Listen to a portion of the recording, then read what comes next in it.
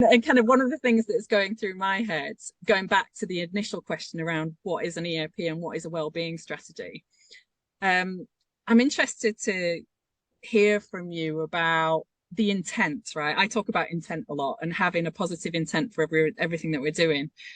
And like it always comes back to why are we doing it? So, ultimately, if you've got a well-being strategy in place, you need to understand why, right? So yes, there are the business metrics that we're looking to affect in terms of absenteeism, turnover, all of those kind of things. And those are the tangible business outcomes we can affect. And those have got the monetary value and it's going to prick people's ears up.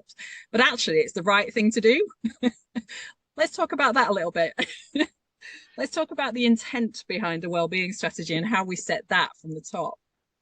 Okay, well, it's got to be around communication. I think is the main key, and communicating, working from every angle. So information coming up, information coming down, and to the sides. If we can talk with our employee group and understand what the issues are that are impacting people, and then we can start putting services like yours into place to make sure that we understand what the issues are that are impacting people, and we can measure those against our performance, then we're getting somewhere to understanding what the right proposition is to put in within organizations. Yeah.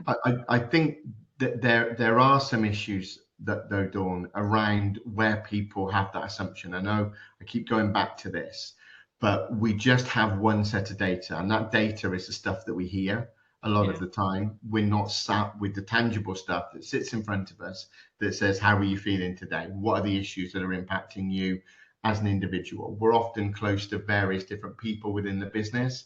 So you'll have the operational suite that talk mostly within the operational suite. You'll have people within various different parts of the business that have got their own individual problems as well. If you don't know from a 360-degree angle what every aspect of the business is impacting, what you'll end up doing is putting facilities into place that only support a small element of that business. So what we promote is the fact that openness and communication is a real key, but that takes some real bravery from organizations to be able to say this is, what are the issues? Because sometimes we don't like hearing what the answers are to those things as well, which is why a full 360 review on what's happening within the business, how people are being impacted, and then knowing what's available, that's really, really important.